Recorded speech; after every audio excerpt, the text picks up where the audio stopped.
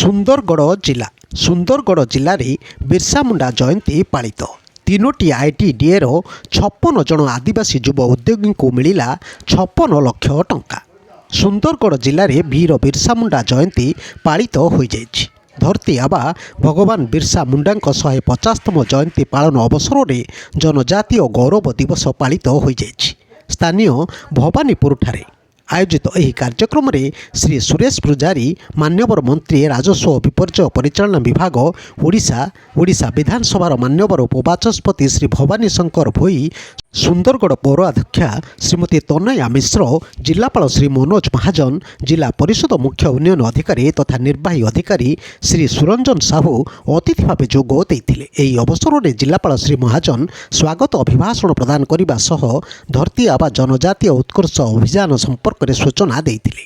ଏହି କାର୍ଯ୍ୟକ୍ରମ ଅନ୍ତର୍ଗତ ସୁନ୍ଦରଗଡ଼ ଜିଲ୍ଲାର 17 ଗୋଟି ବ୍ଲକ ଓ 812 ଗୋଟି ଆଦିବାସୀ ଗାଁ ଗୁଡ଼ିକରେ ଶିକ୍ଷା, ସ୍ୱାସ୍ଥ୍ୟ, ଜୀବନ ଜୀବିକା ଓ ଭିତ୍ତିଭୂମି ଆଦି କ୍ଷେତ୍ରରେ ଆହୁରି ବିକାଶ ସାଧିତ ହେବ ବୋଲି ସେ କହିଥିଲେ। ଏହି କାର୍ଯ୍ୟକ୍ରମ ସମସ୍ତ ଆଦିବାସୀ ଭାଇ ଭଉଣୀମାନଙ୍କର ଅଦ୍ଭୁତପୂର୍ଣ୍ଣ ଅର୍ଥନୈତିକ ଓ ସାମାଜିକ ଉନ୍ନତି ଦିଗରେ ଏକ ମାଇଲ ଖୁଣ୍ଟ ହେବ ବୋଲି ଜିଲ୍ଲାପାଳ ଶ୍ରୀ ମହାଜନ ନିଜ ଅଭିଭାଷଣରେ ପ୍ରକାଶ କରିଥିଲେ। ମୁଖ୍ୟ ଅତିଥି ମାନ୍ୟବର ମନ୍ତ୍ରୀ ଶ୍ରୀ ପୂଜାରୀ ଇଂରେଜ ଶାସନ ବିରୁଦ୍ଧରେ ସ୍ୱାଧୀନତା ସଂଗ୍ରାମରେ ନିଜ ଜୀବନକୁ ଜଳାଞ୍ଜଳି ଦେଇଥିବା ସମସ୍ତ ସ୍ୱାଧୀନତା ସଂଗ୍ରାମୀମାନଙ୍କର ସ୍ମୃତି ଚାରଣ କରିଥିଲେ। ସ୍ୱାଧୀନତା ସଂଗ୍ରାମରେ ପଶ୍ଚିମ ଓଡ଼ିଶାର ମହାନ ଅବଦାନ ଉପରେ ମଧ୍ୟ ମାନ୍ୟବର ମନ୍ତ୍ରୀ ଶ୍ରୀ ପୂଜାରୀ ନିଜ ଭାଷଣରେ ପ୍ରକାଶ କରିଥିଲେ। ଧରତୀ ଆବା ଶହୀଦ ବୀର ବିର୍ସା ମୁଣ୍ଡାଙ୍କ ବଳିଷ୍ଠ ଅବଦାନ ଉପରେ ଆଲୋକପାତ କରିବାକୁ ଯାଇ କହିଲେ ଯେ ବିର୍ସା ମୁଣ୍ଡା ଆଦିବାସୀ ସମ୍ପ୍ରଦାୟର ସଂସ୍କୃତି, ପରମ୍ପରା ତଥା ସମ୍ମାନର ସୁରକ୍ଷା ପାଇଁ ସଦାସର୍ବଦା ଚେଷ୍ଟିତ ଥିଲେ। ଜାତି ଏବଂ ରାଷ୍ଟ୍ର ପ୍ରତି ବିର୍ସା ମୁଣ୍ଡାଙ୍କ ଅବଦାନ ଚିର ସ୍ମରଣୀୟ ହୋଇ ରହିବ ବୋଲି ମନ୍ତ୍ରୀ ଶ୍ରୀ ପୂଜାରୀ ପ୍ରକାଶ କରିଥିଲେ। ଏହି ଅବସରରେ ସୁନ୍ଦରଗଡ଼ ଆଇଟିଡିଏ ସଂସ୍ଥା ପକ୍ଷରୁ 20 ଜଣ ଆଦିବାସୀ ଯୁବ ଉଦ୍ୟୋଗୀମାନଙ୍କୁ 1 ଲକ୍ଷ ଟଙ୍କା ଲେଖାଏଁ ଅର୍ଥରାଶି ଏବଂ 4 ଜଣ ହିତାଧିକାରୀଙ୍କୁ ଜଙ୍ଗଲ ଜମି ଅଧିକାର ପତ୍ର ପ୍ରଦାନ କରାଯାଇଥିଲା।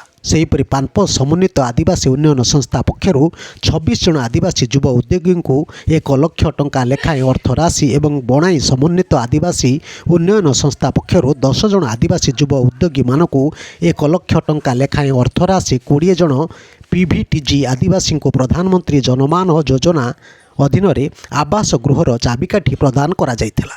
କାର୍ଯ୍ୟକ୍ରମରେ ଛାତ୍ରଛାତ୍ରୀମାନଙ୍କ ଦ୍ୱାରା ସାଂସ୍କୃତିକ କାର୍ଯ୍ୟକ୍ରମ ପରିବେଷଣ କରାଯାଇଥିଲା। ଏହି ଜିଲ୍ଲାସ୍ତରୀୟ କାର୍ଯ୍ୟକ୍ରମରେ ଏଡିଏମ୍ ରବିନାରାୟଣ ସାହୁ, ଏଡିଏମ୍ ରାଜସ୍ୱ ଅଭିମନ୍ୟୁ ମାଝୀ, ସଦର ଉପଜିଲ୍ଲାପାଳ ଶ୍ରୀ ଦାଶରଥୀ ସରାବୁ, ସୁନ୍ଦରଗଡ଼ ପିଏ ଆଇଟିଡିଏ ଧୀରେନ୍ଦ୍ର ସେଠୀ, ଜିଲ୍ଲା ମଙ୍ଗଳ ଅଧିକାରୀ ଶ୍ରୀ ପବିତ୍ର ମୋହନ ପ୍ରଧାନ ଯୋଗ ଦେଇଥିଲେ। ସେହିଭଳି ରାଉରକେଲାରେ ମଧ୍ୟ ବିର୍ସା ମୁଣ୍ଡା ଜୟନ୍ତୀ ଜିଲ୍ଲା ସୂଚନା ଲୋକସମ୍ପର୍କ କାର୍ଯ୍ୟାଳୟ ଓ ରାଉରକେଲା ବିର୍ସା ମୁଣ୍ଡା ଷ୍ଟାଚ୍ୟୁ କମିଟିର ମିଳିତ ଆନୁକୂଲ୍ୟରେ ବିର୍ସା ମୁଣ୍ଡା ଜୟନ୍ତୀ ପାଳିତ ହୋଇଯାଇଛି। କାର୍ଯ୍ୟକ୍ରମର ମୁଖ୍ୟ ଅତିଥି ଆର୍ଏସ୍ପିର ଭାରପ୍ରାପ୍ତ ନିର୍ଦ୍ଦେଶକ ଅତନୁ ଭୌମିକ, ସମ୍ମାନିତ ଅତିଥି ଆର୍ଏମ୍ସି କମିଶନର ଆଶୁତୋଷ କୁଲକର୍ଣ୍ଣୀ, କାର୍ଯ୍ୟକାରୀ ନିର୍ଦ୍ଦେଶକ HR ତରୁଣ ମିଶ୍ର ଯୋଗଦାନ କରି ବିର୍ସା ମୁଣ୍ଡାଙ୍କ ପ୍ରତିମୂର୍ତ୍ତିରେ ମାଲ୍ୟାର୍ପଣ କରିଥିଲେ।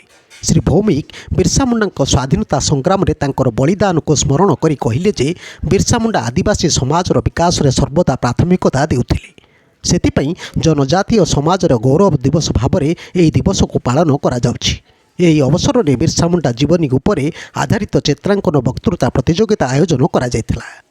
ଏହାର ବିଜେତା ଛାତ୍ରଛାତ୍ରୀମାନଙ୍କୁ ପୁରସ୍କାର ପ୍ରଦାନ କରାଯାଇଥିଲା। ଏହି କାର୍ଯ୍ୟକ୍ରମରେ ଆର୍ଏସ୍ପିର CGM BK ଜୋଜୋ ଓ DIPRO ରାଉରକେଲା ସୀମା ଫାତିମା ଏକାଙ୍କ ସହିତ ସହରର ମାନ୍ୟଗଣ୍ୟ ବ୍ୟକ୍ତି ଯୋଗ ଦେଇଥିଲା ବେଳେ ବିର୍ସା ମୁଣ୍ଡା ଷ୍ଟାଚ୍ୟୁ କମିଟିର ସଚିବ ବିଜୟ ଟପ ସ୍ୱାଗତ ଅଭିଭାଷଣ ରଖିଥିବା ବେଳେ ପ୍ରସନ୍ନ ତ୍ରିପାଠୀ ମଞ୍ଚ ପରିଚାଳନା କରିଥିଲେ।